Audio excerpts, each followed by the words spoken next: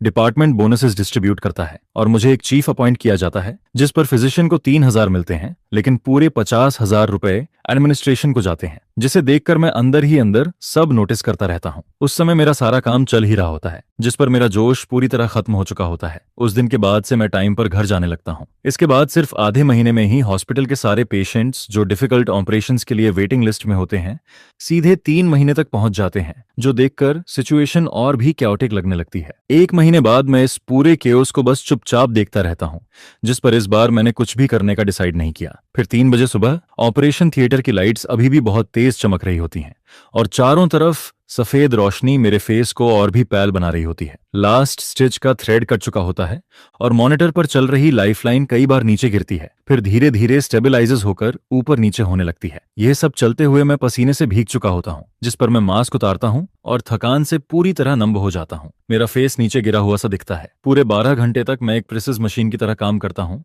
जिस पर एक सीरियस कंजेनाइटल हार्ट कंडीशन वाले बच्चे को मौत के मुंह से खींचकर वापस ले आता हूँ। मेरे शरीर की हर मसल दर्द से चिल्ला रही होती है और ऐसा लगता है जैसे दिमाग की सारी पावर निचुड़ चुकी है। मेरा माइंड पूरी तरह ब्लैंक हो जाता है। तभी हेड नर्स झंक दी मेरे पास आती है और मुझे एक एनवेलप देती है, जिस पर उसकी आंखों में सिंपैथी और एंगर साफ नजर आता है। डायरेक्टर चान इस प्रोजेक्ट का डायरेक्टर होता है और ये एक स्पेशल बोनस बताया जाता है जिसे लेने के लिए कहा जाता है। एनवेलप बहुत पतला और हल्का होता है, जबकि मेरा शरीर उस समय बेहद भारी लग रहा होता है, जो मुझे अजीब सा कॉन्ट्रास्ट फील कराता है। मैं उसे हल्के से दबाकर अंदर नोट्स फील करता हूँ, लेकिन तुरंत उसे खोलता नहीं हूँ, बस हल्का सा नोट कर देता हूँ। इसके बाद मैं अपने भारी कदमों को घसीटते हुए चेंजिंग रूम में जाता हूँ और अपने ऑपरेशन क्लॉथ्स चेंज करता हूँ। कोल्ड लॉकर के सहारे खड़ा होकर आखिरकार एनवेलप खोलता हूँ, जिसमें 3 नए लाल नोट्स होते हैं, 3,000 रुपए। मेरा हाथ हवा में रुक जाता है और माइंड फिर से ब्लैंक हो जाता है। 12 घंटे तक पूरी कंसंट्रेशन से किसी डाइंग पेशेंट की लाइफ बचाने के बाद, एक फैमिली को नई उम्मीद देने के बाद, आखिर में रिटर्न में मुझे सिर्फ 3,000 रुपए मिलते हैं। मेरे दिल में एक अजीब सी ठंडक उठती है जो पूरे शरीर में फैल जाती है। अब ये पैसे ज्यादा या कम होने की बात नहीं होती, ये सीधा इंसल्ट होता है जो ओपनली नहीं बल्कि इनडायरेक्टली किया जाता है। मैं पेशेंट बिल्डिंग से बाहर आता हूँ, जिस पर सुबह की ठंडी हवा मेरे फेस पर लगती है, लेकिन दिल का सैडनेस कम नहीं होता। तभी एडमिनिस्ट्रेशन बिल्डिंग के पास से गुजरते हुए आधे खुले विंडो से किसी के ब्रैग करने की आवाज सुनाई देती है, जिस पर अंदर से आवाज आती है, हे मैन, ये काम आसान नहीं था।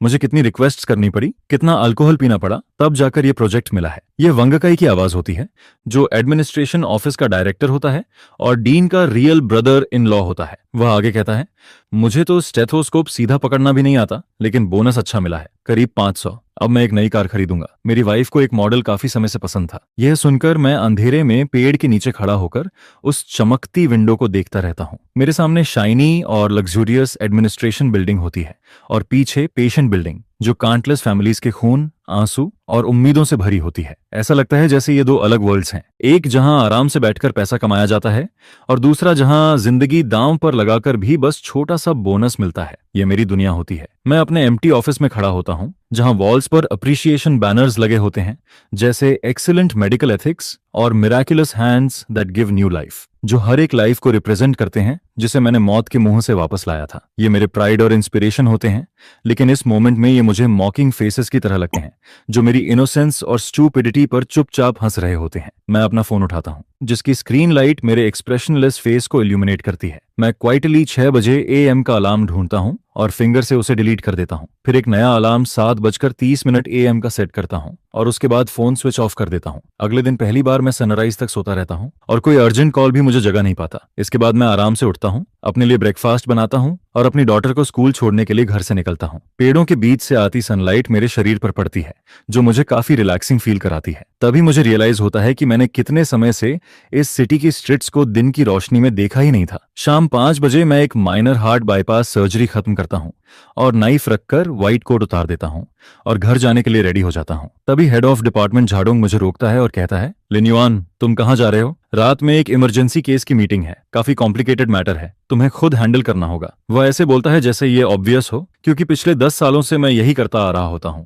जब भी हॉस्पिटल को जरूरत होती है, मैं हमेशा रेडी रहता हूं। लेकिन इस बार मैं कहता हूं, मेरा वर्किंग टाइम खत्म हो चुका है। यह सुनकर झाडोंग स्टंडेड रह जाता है, जैसे उसने कुछ अजीब सुन लिया हो। वह कहता है, लेकिन यह इमरजेंसी केस है, किसी की जान बचाने की बात है। जिस पर मैं पूछता हूं, क्या अभी पेशेंट की लाइफ खतरे में है? वह जवाब देता है, नहीं, कंडीशन स्टेबल है, लेकिन मामला कॉम्प्लिकेटेड है। जिस पर मैं उसे बीच में ही रोकते हुए कहता हूं, अगर यह लाइफ सेविंग मैटर नहीं है तो इसे मेरे वर्किंग आवर्स में ही रखना। मैं अपना बैग उठाता हूँ और उसके पास से गुजरते हुए कहता हूँ, डायरेक्टर सर, रूल्स के अकॉर्डिंग काम करना भी एक तरह की मेडिकल एथिक्स है। यह कहकर मैं पहली बार सनसेट से पहले हॉस्पिटल गेट से बाहर निकलता हूँ। डूबते सूरज की गोल्डन लाइट मेरी शैडो को लंबा कर देती है और मैं गहरी सांस लेता हूँ, जैसे हवा में फ्रीडम की मिठास घुली हो। तभी फोन वाइब्रेट करता है और मेरे स्टूडेंट लिजी का मैसेज आता है, सर आर यू ओके? वह एक पैशनेट और प्रिंसिपल्ड यंग डॉक्टर होता है जिसे डिपार्टमेंट में हो रही एक्टिविटी से कुछ अंदाजा हो जाता है। मैं उसे रिप्लाई करता हूँ, आई एम फाइन, और साथ में लिखता हूँ, गो टू स्लीप अर्ली। फिर फोन बंद कर देता हूँ। मैं हल्का सा मुस्कुराता हूँ और सोचता हूँ कि हाँ, मैं ठीक हूँ,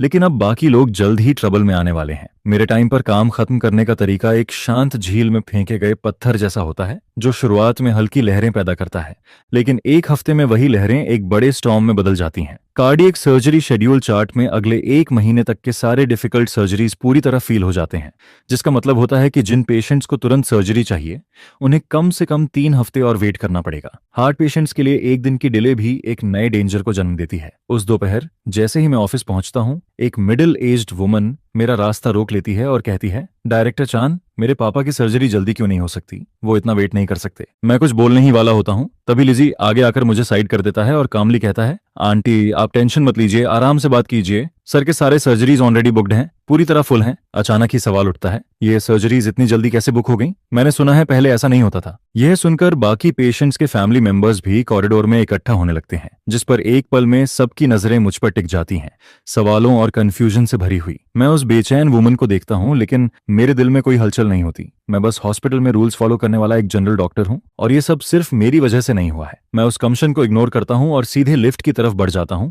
जिस पर लिजी फैमिलीज को शांत करने की पूरी कोशिश करता रहता है। उसी समय डिपार्टमेंट हेड जहां गुडोंग का कॉल आता है और फोन के दूसरी तरफ से रिक्वेस्ट भरी आवाज आती है, चानलिन, मैं तुमसे रिक्वेस्ट करता हूं, आज रात ओवरटाइम कर लो, अभी पेशेंट की डॉटर मेरे ऑफिस में घुसने वाली है। मैं उस समय कार चला रहा होता हूं और विंडो से आती शाम की हवा काफी अच्छी लग रही होती है, जिस पर मैं पार्क की तरफ मुड़ जाता हूं। मैं अपनी डॉटर के बारे में सोच रहा होता हूं, जो काफी देर से मेरा इंतजार कर रही होती है ताकि मेरे साथ स्विंग पर खेल सके।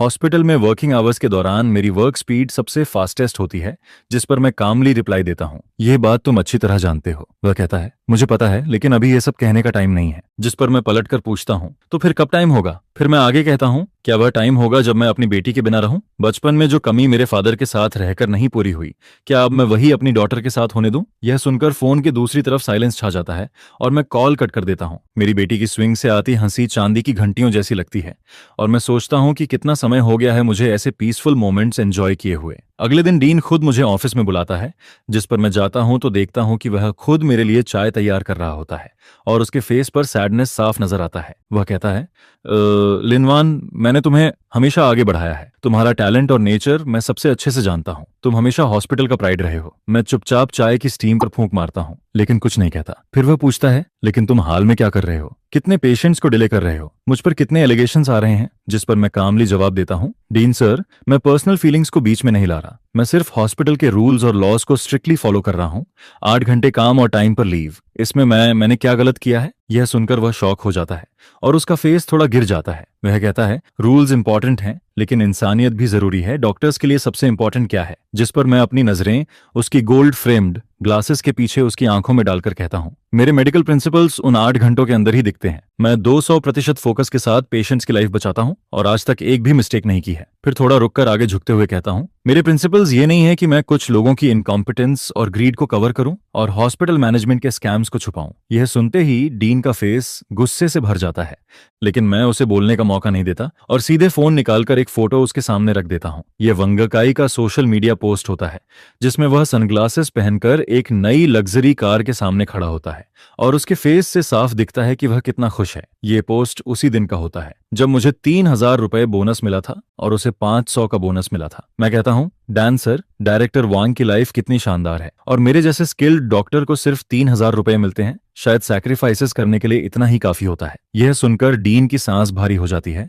वह स्क्रीन को देखता रहता है लेकिन कुछ बोल नहीं पाता। ऑफिस का माहौल पूरी तरह फ्रीज हो जाता है और मुझे समझ आ जाता है कि यह कन्वर्सेशन यहीं खत्म हो चुकी है। मैं उठकर कहता हूं, डैन सर, अगर और कुछ नहीं है तो मैं पेशेंट्स को देखने जा रहा हूं। सदाउनो, आखिर यह मेरा वर्किंग टाइम है। मैं अपना कोट ठीक करता हूं हल्का सा सिर झुकाता हूँ और बाहर निकल जाता हूँ, उसे वहीं छोड़कर जिसकी चाय धीरे धीरे ठंडी हो रही होती है। डीन की बातचीत का रिजल्ट उसके हिसाब से नहीं होता और अब मेरा टाइम पर काम खत्म करना सिर्फ एक डिसीजन नहीं बल्कि एक साइलेंट प्रोटेस्ट बन जाता है। जब यह तरीका काम नहीं करता तो वांग काई एक और तरीका अपनाता है और हॉस्पिटल के इंटरनल फोरम पर एक एनोनिमस पोस्ट सामने आता है जिसका टाइटल होता है एक सो कॉल्ड कैपेबल डॉक्टर का असली चेहरा। पोस्ट में सीधे नाम नहीं लिया जाता लेकिन हर कोई समझ जाता है कि बात मेरे बारे में हो रही है। उसमें कहा जाता है कि वह डॉक्टर एरोगेंट है, पेशेंट्स की लाइफ की परवाह नहीं करता और अपनी स्किल्स का घमंड करता है। और वह डॉक्टर मैं ही होता हूं, चेन लिनवान, जिसे एक हार्टलेस इंसान की तरह दिखाया जाता है जिसमें कोई ह्यूमैनिटी नहीं है। पोस्ट में यह भी लिखा होता है कि मैं सब्सिडी से अनहैप्पी होकर जानबूझकर सर्जरीज डिले करता हूं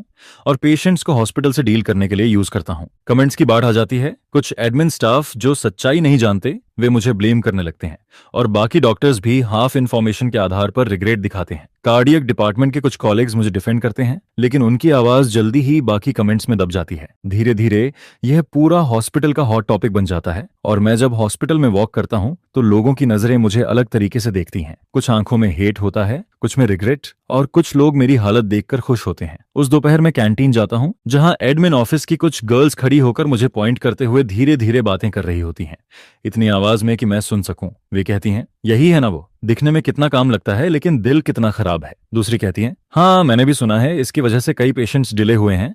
यह अपनी स्किल्स के दम पर जो चाहे करता है, ऐसे लोग सबसे डेंजरस होते हैं। तभी वांगकाई अपना फूड ट्रे लेकर आता है और मेरे पास से गुजरते हुए रुक जाता है। वह सीरियस टोन में कहता है, डॉक्टर चेन, बातों को दिल पर मत लो, गुस्सा आना नॉर्मल है लेकिन इतना बड़ा सीन क्रिएट करना हॉस्पिटल की रेपुटेशन के लिए अच्छा नहीं है, न तुम्हारे लिए न मेरे लिए। वह ऐसा बिहेव करता है जैसे वह पीस बनाने आया हो जबकि असल में वही इस सबके पीछे होता है। उसकी बात सुनते ही आसपास के लोग और ज्यादा ध्यान से मुझे देखने लगते हैं, जैसे मेरे रिएक्शन का इंतजार कर रहे हों कि क्या मैं गुस्से में एक्सप्लोड करूंगा या खुद को डिफेंड करूंगा। लेकिन मैं कुछ भी रिएक्शन नहीं देता और बस चुप रहता हूं। मैं उसकी तरफ एक नजर देखता हूं लेकिन उसे देखता तक नहीं, बस शांति से अपना खाना खाता रहता हूं और ट्रे उठाकर उसके पास से सीधे आगे निकल जाता हूं। मैं एक शांत कोने में जाकर बैठ जाता हूं जिस पर उसका हाथ जो मेरे कंधे पर रखने के लिए बढ़ा होता है हवा में ही अटक जाता है। यह देखकर उसका चेहरा शर्म और गुस्से से लाल हो जाता है क्योंकि किसी को इग्नोर करना काउंटर अटैक से भी ज्यादा खतरनाक हथियार होता है। मैं आराम से खाना खाता रहता हूं और वांगकाई सबके सामने एक मजाक बन जाता है लेकिन लोगों की बातें धीरे धीरे असर दिखाने लगती हैं जिस पर कुछ दोस्त जो पहले मेरे करीब थे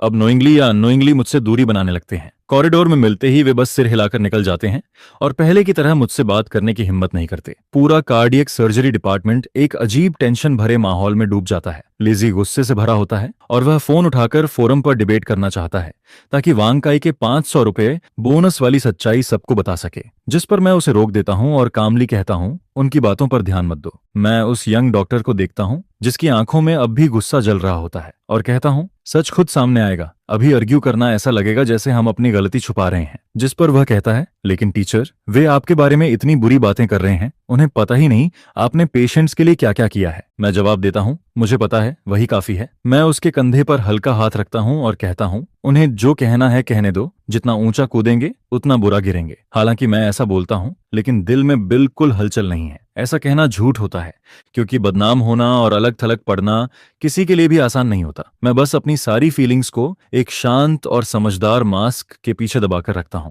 फिर कहानी में एक नया मोड़ आता है जब उस दिन हैट्स झांग मुझे इंस्ट्रूमेंट्स देते हुए धीरे से कहता है, डायरेक्टर चान, उन बेकार बातों पर ध्यान मत दो, हम सब आप पर भरोसा करते हैं। उसकी बात एक गर्म लहर की तरह मेरे ठंडे दिल में उतरती है। लेकिन इससे भी बड़ा सरप्राइज अभी बाकी होता है क्योंकि किसी ने मेरे पास्ट के कुछ स्टोरीज इंटरनेट पर डाल दिए होते हैं जिसमें एक केस दिखाया जाता है जब मैंने 36 घंटे लगातार काम करके एक हेवी ब्लीडिंग मदर को मौत के मुंह से वापस लाया था। एक पुरानी न्यूज भी सामने आती है जिसमें मैंने अपनी पॉकेट से एक गरीब फैमिली के बच्चे की सर्जरी का खर्च उठाया था। इसके साथ ही कुछ पेशेंट्स के फैमिली मेंबर्स भी सामने आते हैं जो अपने एक्सपीरियंस के आधार पर मेरा सपोर्ट करने लगते हैं। वे कहते हैं, अगर डायरेक्टर चान नहीं होते तो मेरे हस्बैंड 3 साल पहले ही मर गए होते। वो हमारे पूरे फैमिली के सेवर हैं। कोई कहता है, जो लोग कहते हैं कि उनमें ह्यूमैनिटी नहीं है, मैं बिल्कुल एग्री नहीं करता। और कोई कहता है, मेरा बेटा जो आज हंसता खेलता स्कूल जाता है वह सिर्फ उनके इलाज की वजह से है। जो लोग पीछे से कहानियां बना रहे हैं, क्या उनकी कॉन्शियस नहीं बोलती? धीरे धीरे पब्लिक ओपिनियन बदलने लगता है और लोग मैनेजमेंट और सैलरी सिस्टम पर सवाल उठाने लगते हैं। वे कहते हैं, एक टॉप सर्जन को सिर्फ 3,000 रुपए मिलता है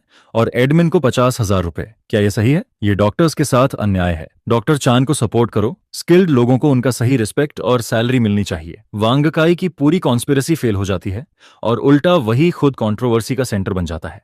अब सवाल उसके और इस अनफेयर सिस्टम पर उठने लगते हैं। फिर भी मैं रोज टाइम पर काम करता हूँ और टाइम पर ही घर जाता हूँ और काम के बाद किसी भी कॉल्स या कंसल्टेशंस को अटेंड नहीं करता। मैं अपने लिए टाइम निकालता हूँ ताकि आर्टिफिशियल हार्ट वॉल्व के प्रोजेक्ट पर रिसर्च कर सकूं, जिसे मैंने काफी समय से पोस्टपोन किया हुआ था। बाहर चाहे कितना भी स्टॉर्म चल रहा हो, लेकिन मेरा माइंड पूरी तरह काम रहता है। मैं सोचता हूँ उन्हें हंगामा करने दो, असली तूफान अभी शुरू होना बाकी है। आधे महीने में ही हॉस्पिटल पूरी तरह केओस में डूब जाता है, क्योंकि कार्डियक डिपार्टमेंट की डिफिकल्ट सर्जरीज की वेटिंग लिस्ट अब 3 महीने से भी ज्यादा हो जाती है। इसका सीधा असर हॉस्पिटल की रेपुटेशन और अर्निंग्स पर पड़ता है, जो तेजी से गिरने लगती हैं। मैनेजमेंट बेचैन हो जाता है, जैसे गर्म तवे पर चींटियां भागती हैं, और मैं चुपचाप सही समय का इंतजार करता रहता हूं, क्योंकि मुझे पता होता है कि वे मेरे झुकने का इंतजार कर रहे हैं और मैं सही मौके का। फिर एक रात अचानक फोन की तेज घंटी मुझे गहरी नींद से जगा देती है। यह डीन का कॉल होता है, जिसे उठाते ही उसकी घबराई हुई आवाज सुनाई देती है। चैनल 1, जल्दी हॉस्पिटल आओ, बहुत बड़ी प्रॉब्लम हो गई है। मैं नींद में ही पूछता हूँ, क्या हुआ?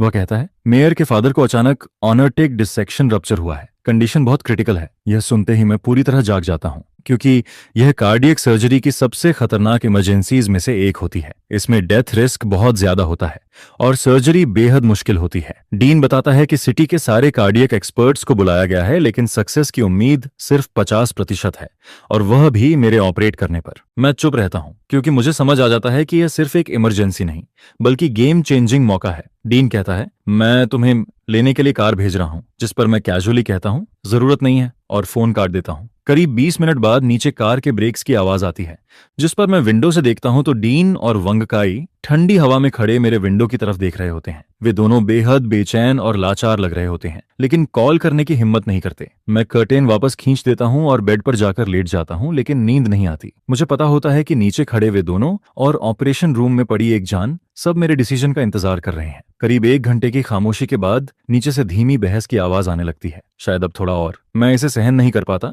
जिस पर मैं फिर से विंडो की तरफ जाता हूं। मैं देखता हूं कि वांगकाई, जिसे देखकर मैं अपनी डेली वेनी को साइड में रख देता हूं। मैं अपने हाथ में एक मोटा सा बुक पकड़ लेता हूं। वह ब्राउन पेपर एनवेलप के साथ खड़ा होता है, और डीन, जिसे देखकर वह सिर झुकाकर रिस्पेक्ट देता है, कुछ कह रहा होता है। फिर वे दोनों एक एक करके बिल्डिंग के अंदर चले गए। इसके बाद जल्दी ही डोर पर नॉक होती है, जिस पर मैं डोर नहीं खोलता। नॉकिंग रुक जाती है और बाहर से डीन की मफल्ड आवाज आती है, Lin, Avon, I know you're in there, door open it, we need to talk. लेकिन मैं अपनी जगह से जरा भी मूव नहीं करता। फिर चीफ चेन यू की बात सुनाई देती है कि वह एक बिग हार्टेड पर्सन है। जो कुछ पहले हुआ वह सब मेरी गलती थी, मैं आपको पहचान नहीं पाया। प्लीज मेरी बात को गलत मत समझिए, बस हेल्प करने के लिए रेडी रहिए, हम कुछ भी करने के लिए रेडी हैं। यह सुनकर डोर के बाहर कुछ सेकंड्स के लिए साइलेंस छा जाता है।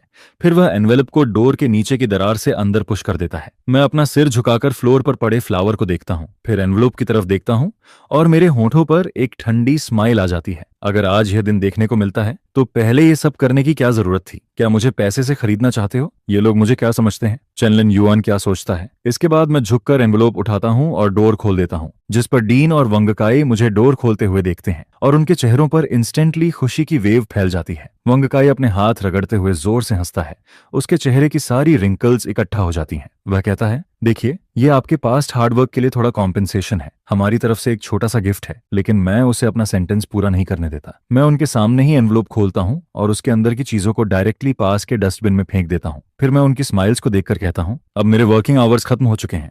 मेरी आवाज में जरा भी फेमिलियरिटी नहीं होती। यह सुनकर डीन का चेहरा पूरी तरह गिर जाता है। वह एक कदम आगे बढ़ता है और उसकी आवाज में डिसअपॉइंटमेंट साफ सुनाई देती है। वह कहता है, चेनलिन युआन, यह किसी की लाइफ का सवाल है। अगर आप हेल्प करने के लिए रेडी हो तो जो भी आप चाहते हो। जिस पर मैं हंसता हूं, लेकिन मेरी हंसी मेरी आंखों तक नहीं पहुंचती। मैं उनके एंग्शियस और परेशान चेहरे देखता हूं और धीरे धीरे हर शब्द पर जोर देते हुए पूछता हूं, डीन सर, आप लोगों से मेरा एक सवाल है। यह कहकर मैं मुड़ जाता हूं और डोर बंद कर देता हूं। फिर मैं अपनी सख्त पीठ दिखाते हुए कहता हूं, अगर आप चाहते हो कि मैं सर्जरी करूं तो सुबह हम पूरे हॉस्पिटल के सामने फेस टू फेस मिलकर खुलकर बात करेंगे। इसके साथ ही जोर की आवाज के साथ डोर बंद हो जाता है। मुझे अंदाजा हो जाता है कि वे दोनों बाहर खड़े हैं। ठंडी हवा में उनके चेहरे राख जैसे हो जाते हैं। मैं डोर के पास खड़ा रहता हूं, उनके लड़खड़ाते कदमों की आवाज और दूर जाती आवाज सुनाई देती है। यह रात कई लोगों के लिए बिना नींद के गुजरती है, जिस पर मेयर ऑफिस से फोन बार बार आता रहता है।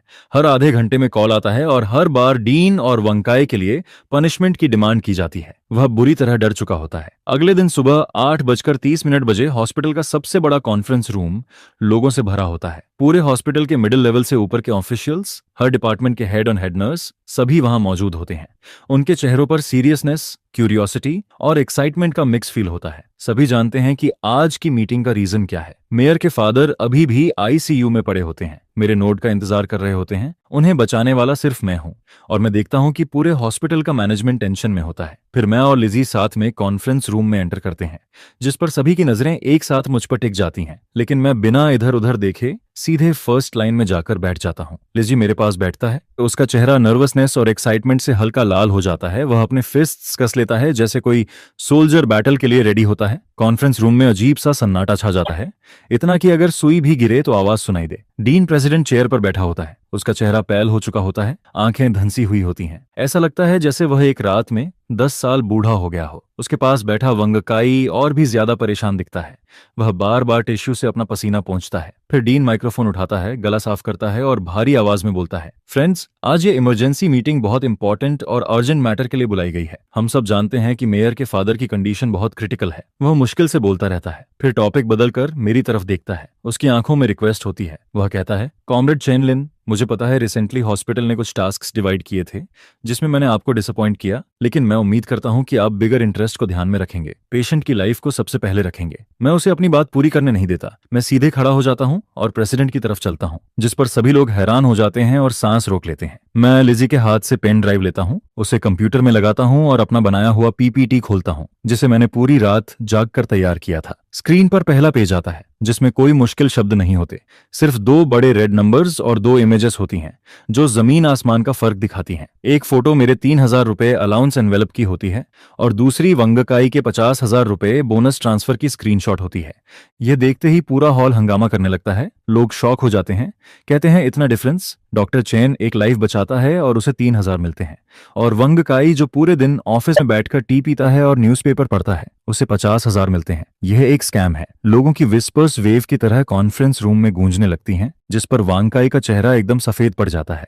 वह झटके से खड़ा होता है और मेरी तरफ उंगली उठाकर कहता है, उसकी लिप्स कांपती हैं, तुम मुझ पर गंदा आरोप लगा रहे हो, यह डिफेमेशन है। लेकिन मैं उसकी बात इग्नोर करता हूं। मैं कामली बैठकर अपने कॉलेग्स की तरफ देखता हूं। उनके चेहरों पर सरप्राइज, एंजर और इनजस्टिस के एक्सप्रेशंस देखकर मैं धीरे धीरे बोलना शुरू करता हूं। मैं चेन लेन, लेन सिटी फर्स्ट हॉस्पिटल का कार्डियक सर्जन हूं। आज मैं यहाँ किसी कंप्लेंट के लिए नहीं खड़ा हूं। मैं सिर्फ आपसे एक सवाल पूछना चाहता हूं। हम जो फ्रंट लाइन पर फाइट करते हैं, मेडिकल स्टाफ हैं, क्या हमारी एबिलिटी और हमारी रातों की नींद इतनी सस्ती है? मेरी आवाज तेज नहीं होती, लेकिन हर किसी तक साफ पहुंचती है, जिस पर पूरा हॉल शांत हो जाता है। फिर मैं पीपीटी का नेक्स्ट स्लाइड दिखाता हूं, जिस पर मेरी 3 कंडीशंस क्लियरली लिखी होती हैं, और मैं कहता हूं, अगर आज आप चाहते हैं कि मैं फिर से सर्जिकल नाइफ उठाऊं तो ठीक है। मेरी 3 कंडीशंस हैं। सबसे पहला, पिछले 1 साल में पूरे हॉस्पिटल में जितने भी प्रोजेक्ट सब्सिडीज बोनस दिए गए हैं, उनकी पूरी डिटेल्स इमीडिएटली पब्लिक की जाए, जिस पर हर एक अकाउंट बिल्कुल क्लियर होना चाहिए, कुछ भी मिस नहीं होना चाहिए। दूसरा, एडमिनिस्ट्रेटिव ऑफिस के डायरेक्टर वंगकाई और हॉस्पिटल एडमिनिस्ट्रेशन के बाकी लीडर्स जो इस सब्सिडी पार्टीशन में शामिल थे, उन्होंने जो इनजस्टिस किया है उसके लिए मुझे और पूरे हॉस्पिटल के उन फ्रंटलाइन मेडिकल स्टाफ से जिनके साथ अनफेयर ट्रीटमेंट हुआ है, सबके सामने झुककर अपोलोजाइज करना होगा। तीसरा, सैलरी कमेटी जो सिर्फ नाम के लिए बनी हुई है, उसे तुरंत डिसॉल्व किया जाए और एक नई कमेटी बनाई जाए जिसमें फ्रंटलाइन पर काम करने वाले क्लिनिकल मेडिकल स्टाफ के रिप्रेजेंटेटिव्स शामिल हों और उनकी संख्या कम से कम 50% हो। हम सिर्फ वही वापस चाहते हैं जो सच में हमारा है, यानी अपनी बात रखने का राइट। मेरी हर कंडीशन मीटिंग रूम में एक बड़े बॉम्ब की तरह एक्सप्लोड करती है, जिस पर यंग डॉक्टर्स की आंखों में चमक आ जाती है और सालों से दबे हुए नर्सेस भी एक्साइटमेंट में अपने फिस्ट्स कस लेते हैं। डैन के हाथ में पकड़ा माइक्रोफोन कांपने लगता है। वह बुरी तरह हिल रहा होता है। वह मुझे इंटरप्ट करना चाहता है, रिफ्यूज करना चाहता है। तभी उसी मोमेंट उसका फोन जोर से वाइब्रेट होने लगता है। वह स्क्रीन की तरफ देखता है और जैसे उसका चेहरा कट जाता है, उसका हाथ जोर से कांपने लगता है। मैं साफ देखता हूं, कॉलर आईडी पर मेयर के सेक्रेटरी का नाम होता है। वह कांपते हुए फोन उठाता है, बटन प्रेस करता है और साइड में जाना भी भूल जाता है। फोन की आवाज ज्यादा लाउड नहीं होती, लेकिन उस साइलेंट हॉल में आगे बैठे लोग भी साफ सुन लेते हैं। आवाज आती है, डीन, मेयर ने कहा है कि चाहे कुछ भी हो, सर्जरी पीसफुली होनी चाहिए, उनकी सभी टर्म्स पर बात की जा सकती है। यह सुनकर यह बात final nail in the coffin साबित होती है। डीन फोन रख देता है और ऐसा लगता है जैसे उसके शरीर से सारी ताकत निकल जाती है। वह हेल्पलेस होकर मुझे देखता है, फिर पूरी तरह टूटे हुए एक्सप्रेशन के साथ माइक उठाता है और कहता है, मैं हॉस्पिटल की तरफ से डायरेक्टर चेन की डिमांड्स को एक्सेप्ट करता हूं। यह सुनते ही पूरा हॉल कुछ पल के लिए शांत हो जाता है, फिर तुरंत जोरदार अपलॉज गूंज उठता है। लिजी और कुछ यंग डॉक्टर्स खुशी से उछल पड़ते हैं। मैं पीपीटी बंद करता हूं, यूएसबी ड्राइव निकालता हूं और स्टेज से उतरकर डोर की तरफ चलता हूं। फिर मुड़कर अभी भी शॉक में खड़े डीन को देखकर शांति से कहता हूं, अब सर्जरी की प्रिपरेशन करो, और यह कहकर डोर खोलकर बाहर चला जाता हूं। बाहर लिजी और कुछ यंग डॉक्टर्स और नर्सेस मेरा इंतजार कर रहे होते हैं।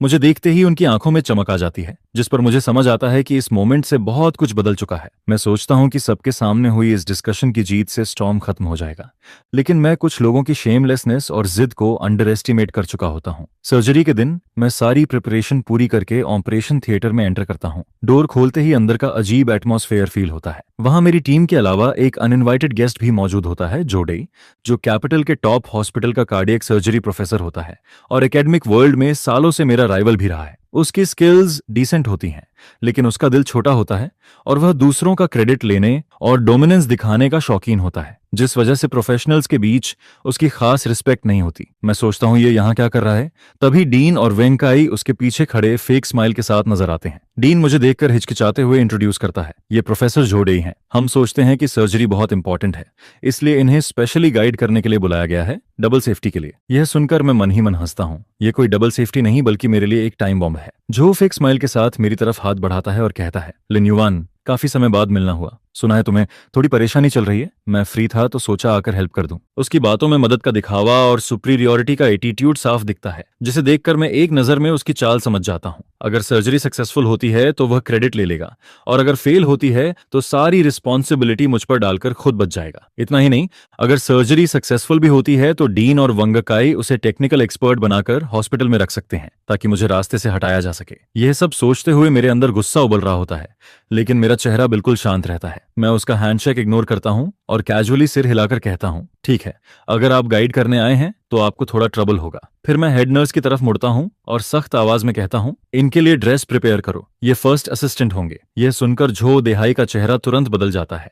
एक बड़े प्रोफेसर को असिस्टेंट बना देना उसके लिए बड़ा इंसल्ट होता है। वह कुछ कहने ही वाला होता है, लेकिन मैं ऑलरेडी मुड़कर हाथ धोने चला जाता हूं और उसे जवाब देने का मौका नहीं देता। मैं सिर्फ 4 शब्द बोलता हूं, प्रिपेयर फॉर सर्जरी, और इसके साथ ही सर्जरी ऑफिशियली शुरू होने का सिग्नल मिल जाता है। शैडोलेस लाइट के नीचे सर्जरी शुरू होती है। मैं नाइफ उठाकर पेशेंट का चेस्ट खोलता हूं, जो फर्स्ट असिस्टेंट बनकर सामने खड़ा होता है। उसका चेहरा गुस्से से भरा होता है, आंखों में नफरत होती है। वह बार बार मुझे इंस्ट्रक्शंस देने लगता है, लिनयान, इंसिशन थोड़ा बड़ा करो ताकि सब क्लियर दिखे, यहाँ टिश्यू अलग करते वक्त केयरफुल रहो, कोई नर्व डैमेज मत करना। उसका टोन ऐसा होता है जैसे वह किसी स्टूडेंट को डांट रहा हो, और वह मेरे टीम के सामने अपनी ऑथोरिटी दिखाने की कोशिश करता है। सर्जरी की स्पीड कंट्रोल करना चाहता है। सर्जरी एक क्रिटिकल स्टेज पर पहुंचती है, एस्केंडिंग एओर्टा को ब्लॉक करना जरूरी होता है। तभी जो फिर बोलता है, लिन युवान, मेरा सजेशन है कि deep hypothermic circulatory arrest technique use करो। मैंने इस टेक्निक पर रिसेंटली पेपर पब्लिश किया है, इससे रिजल्ट बेहतर और फ्रेश होगा। ये सुनकर मैं अपने हाथ रोकता हूँ, सिर उठाता हूँ और सेफ्टी ग्लासेस के पीछे से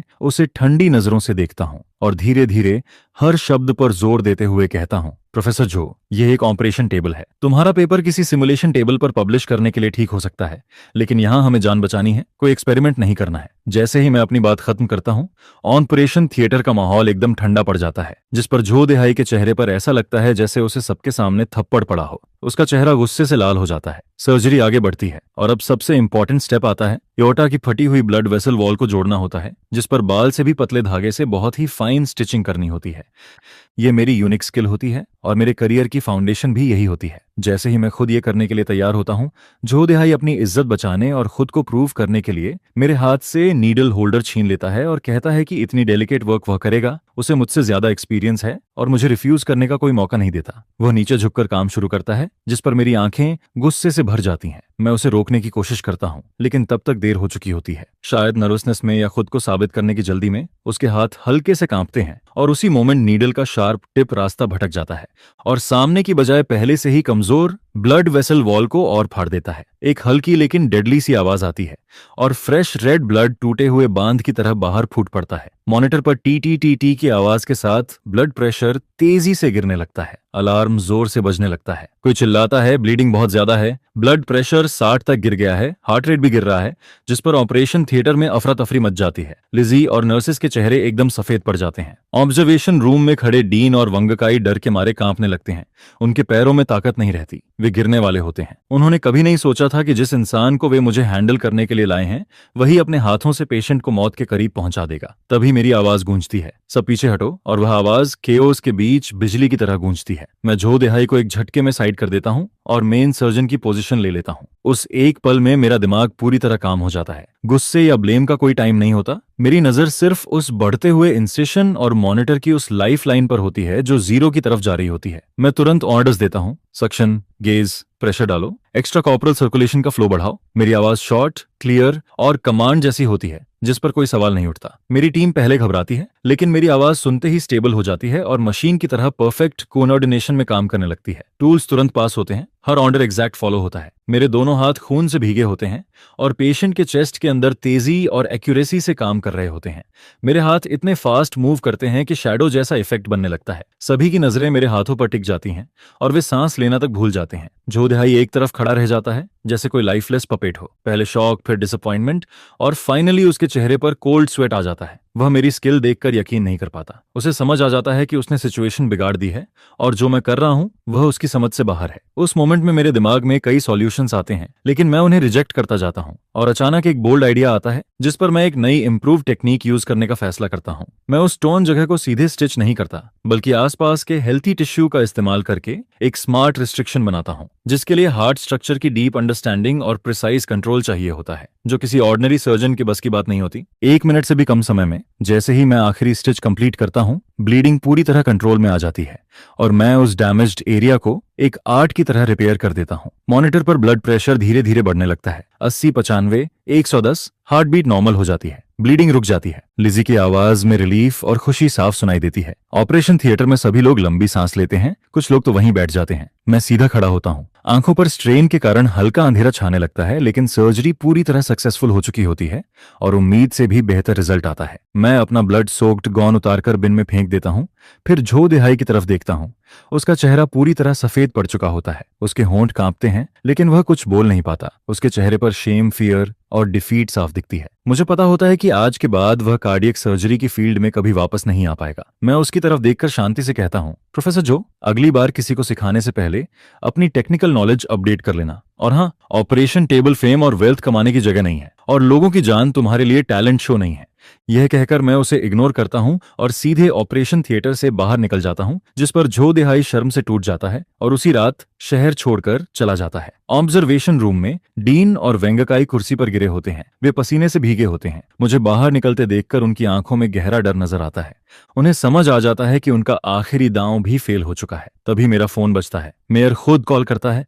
वह मुझे बार बार धन्यवाद देता है, फिर टॉपिक बदलकर पूछता है कि हॉस्पिटल में चल रही सिचुएशन के बारे में। मैं ऑब्जर्वेशन रूम में उन दोनों के पैल फेसेस को देखकर मुस्कुराता हूं और कहता हूं, हाँ मिस्टर मेयर, हॉस्पिटल मैनेजमेंट के बारे में मेरी कुछ राय है। मुझे नहीं पता कि मेडिकल सिस्टम में करप्शन और एंटी रिफॉर्म का इश्यू आपके लिए कितना इंपॉर्टेंट है। मेयर के फादर की सक्सेसफुल सर्जरी मेरी रेप्यूटेशन को नई ऊंचाई पर ले जाती है। सभी लोग अपनी आंखों से रियल स्किल देखते हैं और ये भी देखते हैं कि कॉन्स्पिरेसीज कितनी कमजोर होती हैं। जैसा प्रॉमिस किया गया था, हॉस्पिटल को पिछले 1 साल के सब्सिडी और बोनस डेटा पब्लिक करना पड़ता है और जैसे ही वह एक्सेल शीट सामने आती है, पूरे हॉस्पिटल में हलचल मच जाती है। फ्रंटलाइन मेडिकल स्टाफ की मेहनत और डेडिकेशन साफ दिखती है, जिस पर उनका सैलरी इतना कम होता है कि वो बेयरली काम चलाता है और उसका भी बड़ा हिस्सा एडमिनिस्ट्रेटिव और बाकी कामों में यूज किया जाता है, जिस पर डिपार्टमेंट्स के कुछ लोगों को ह्यूज बोनसेस मिलते हैं। और ये शॉकिंग ट्रुथ धीरे धीरे सामने आता है, खासकर वंगकाई के केस में। इसके अलावा 500 प्रोजेक्ट सब्सिडी भी मैनेजमेंट और कोऑर्डिनेशन के नाम पर ली जाती है, जिसमें काउंटलेस अवार्ड्स भी शामिल होते हैं और उसका ईयरली बोनस, जो कार्डियक सर्जरी डिपार्टमेंट में मेरे जैसे डॉक्टर्स के लिए नंबर 1 होता है, वो एक सर्जन से 3 गुना ज्यादा होता है। ये सुनकर पूरे हॉस्पिटल में गुस्सा फैलता है और काउंटलेस लोग वंगकाई के लिए स्ट्रिक्ट पनिशमेंट और एडमिनिस्ट्रेटिव सिस्टम में रिफॉर्म्स की डिमांड करते हैं, जिस पर इमेंस प्रेशर के कारण डीन को वंगकाई को हटाना पड़ता है और एक टेम्पररी सस्पेंशन अनाउंस किया जाता है ताकि इन्वेस्टिगेशन हो सके।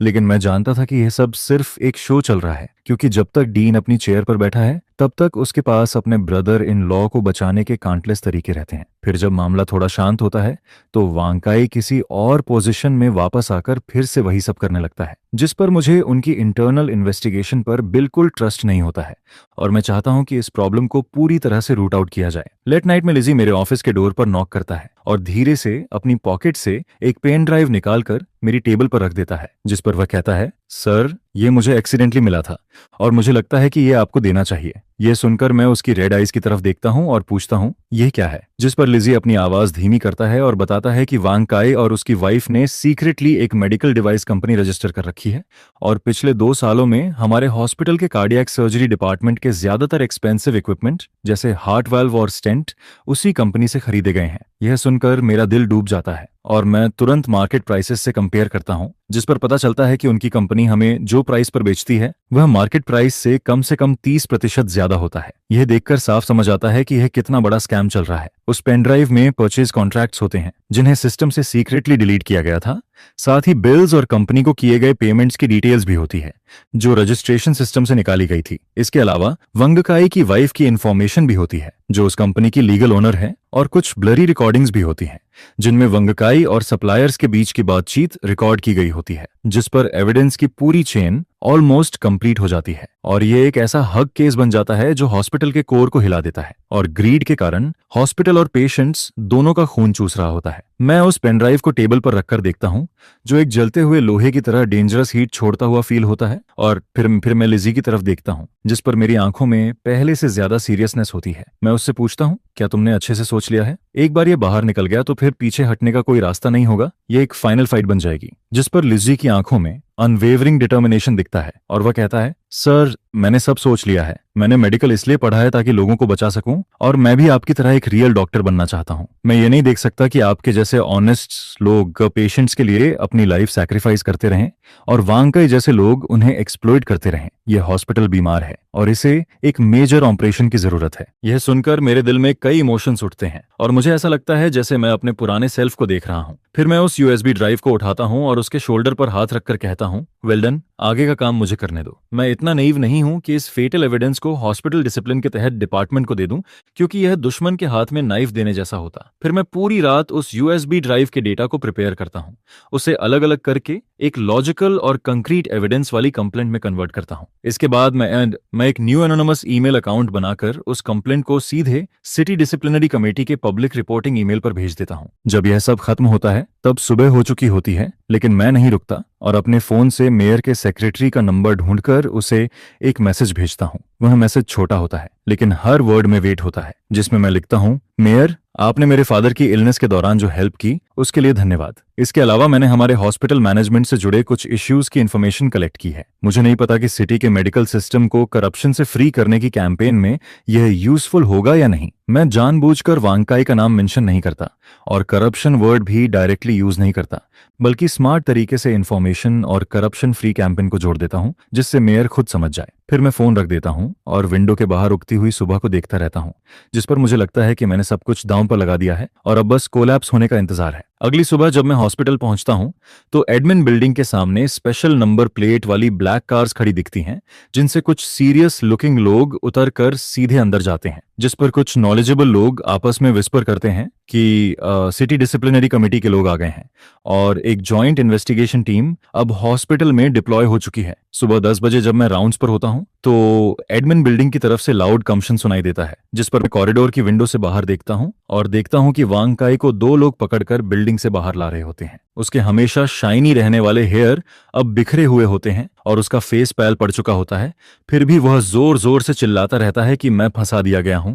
यह सुनकर मुझे अंदर से एक अजीब सा पीस फील होता है और तभी उसकी नजर मुझ पर पड़ती है, जिसकी हेटिफुल आइज एक पॉइजनस स्नेक की तरह मुझ पर गिरती हैं, लेकिन मैं बिना इमोशन के उसे देखता रहता हूं। फिर मैं देखता हूं कि उसे फोर्सफुली उस ब्लैक कार में डाल दिया जाता है और डोर जोर से बंद हो जाता है, जिसके साथ उसकी आखिरी स्क्रीन भी दब जाती है। यह देखकर हर कोई शॉक्ड रह जाता है और थोड़ी देर बाद डीन को भी इन्वेस्टिगेशन टीम उसके ऑफिस से बाहर लाती है। जिसका सिर झुका होता है, जैसे ओवरनाइट उसकी पूरी स्ट्रेंथ खत्म हो गई हो। वह चला जाता है और फिर कभी वापस नहीं आता, जिस पर पूरा हॉस्पिटल अर्थक्वेक की तरह हिल जाता है और एडमिन बिल्डिंग को सील कर दिया जाता है। साथ ही सभी अकाउंटेंट्स के कंप्यूटर्स भी सीज कर ले जाते हैं। एडमिन डिपार्टमेंट के एम्प्लॉयज डर के मारे चुप रहते हैं, क्योंकि उन्हें लगता है कि अगला नंबर उनका हो सकता है। लेकिन क्लिनिकल डिपार्टमेंट में माहौल बिल्कुल अलग होता है, जहां लंबे समय से दबा हुआ सफोकेशन अब खत्म होता फील होता है। हालांकि लोग ओपनली बात करने की हिम्मत नहीं करते, लेकिन उनकी आंखों में खुशी साफ दिखाई देती है। इन्वेस्टिगेशन टीम की स्पीड काफी शॉकिंग होती है और सॉलिड एविडेंस के सामने